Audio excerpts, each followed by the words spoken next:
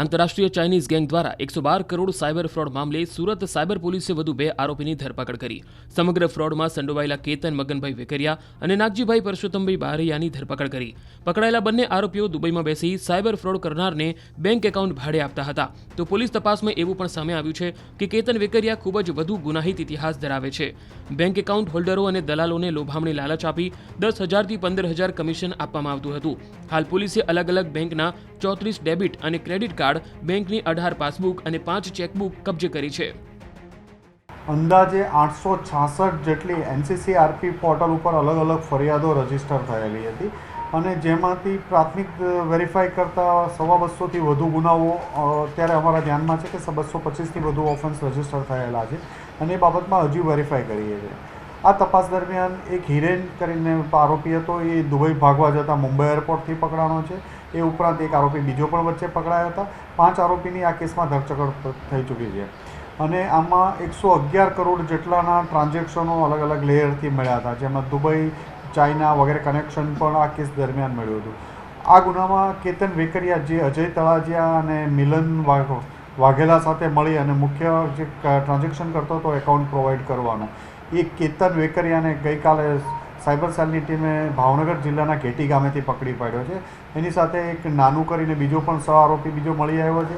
આ નાનુના બંને જ્યારે મિલનના ગ્રુપને એકાઉન્ટ પ્રોવાઈડ કરવાનું કામ કરતા હતા। અલગ અલગ એ ભાવનગર જિલ્લાનો રહેવાસી છે, મોટા ફુટવડા જે મુવા તાલુકાનું ગામ છે ત્યાંનો રહેવાસી છે। ભાવનગર જિલ્લાના અલગ અલગ જગ્યાએથી લોકોના એકાઉન્ટ, બેંક એકાઉન્ટો ત્યાં ખોલાવતો હતો। અહીંયા સુરતમાં રહે છે તો સુરતથી અલગ અલગ જગ્યાએ એકાઉન્ટ ખોલાવતો હતો। એના ઘરે સર્ચ કરતાં કેતનના ઘરેથી પણ ઈંટોમાં એવી રીતે છુપાવેલી કીટો મળી આવી હતી જે તે દરમિયાન રેડ દરમિયાન, જેમાં 24 કલાકથી વધુનું પંચનામું થયેલું હતું। આનાથી કેતનના મળવાથી એક નીચેનું જે સિન્ડિકેટનું લેયર છે કે કેવી રીતે લોકો પાસેથી બેંક એકાઉન્ટ મેળવવામાં આવતા હતા, કોને કોને આપવામાં આવતા હતા, બેંકમાં કઈ રીતે ખાતા ખોલાવવામાં આવતા હતા, એક વધુ પૂરી ડિટેલ મળી શકશે। ઠગાઈ સાયબર ક્રાઇમની જે ગેંગો દુબઈ અલગ અલગ ચાઇનાની ગેંગો છે, એ અલગ અલગ ચાઇનીઝ ગેંગો દ્વારા સાયબર ક્રાઇમના ફ્રોડના નાણાં સેકન્ડ અને થર્ડ લેયરમાં અલગ અલગ એકાઉન્ટોમાં ટ્રાન્સફર થાય। ચાઇનીઝ એકાઉન્ટમાંથી કોઈ કરંટ એકાઉન્ટમાં ટ્રાન્સફર થાય, એમાંથી 10 એકાઉન્ટમાં બીજામાં ટ્રાન્સફર થશે, નીચે એમાં 5 ફરીથી 50 એકાઉન્ટોમાં થઈ જશે અને આ લોકો અલગ અલગ બેંકોના જે ઇન્ટરનેશનલ ડેબિટ કાર્ડ છે એનાથી દુબઈમાં દિરહામમાં વિડ્રો કરી લેતા હતા પૈસા। એમના ખાતામાંથી ટ્રાન્ઝેક્શનો આ પોતાના ખાતામાં ક્યારેય પૈસા આવવાના 15 મિનિટથી વધુ આ લોકો પૈસા રહેવા નથી દેતા। જેવા પૈસા એકાઉન્ટમાં આવે એવા 10થી 15 મિનિટમાં જ આ ATMમાંથી આ લોકો વિડ્રો કરી લેતા હોય છે। આંતરરાષ્ટ્રીય ચાઇનીઝ ગેંગ દ્વારા 112 કરોડ સાયબર ફ્રોડ મામલે સુરત સાયબર પોલીસે વધુ 2 આરોપીની ધરપકડ કરી। સમગ્ર ફ્રોડમાં સંડોવાયેલા કેતન મગનભાઈ વેકરિયા અને નાગજીભાઈ પરસોત્તમભાઈ બારૈયાની ધરપકડ કરી। પકડાયેલા બંને આરોપીઓ દુબઈમાં બેસી સાયબર ફ્રોડ કરનારને બેંક એકાઉન્ટ ભાડે આપતા હતા। તો પોલીસ તપાસમાં એવું પણ સામે આવ્યું છે કે કેતન વેકરિયા ખૂબ જ વધુ ગુનાહિત ઇતિહાસ ધરાવે છે। બેંક એકાઉન્ટ હોલ્ડરો અને દલાલોને લોભામણી લાલચ આપી 10,000 થી 15,000 કમિશન આપવામાં આવતું હતું। હાલ પોલીસે અલગ અલગ બેંકના 34 ડેબિટ અને ક્રેડિટ કાર્ડ, બેંકની 18 પાસબુક અને 5 ચેકબુક કબજે કરી છે।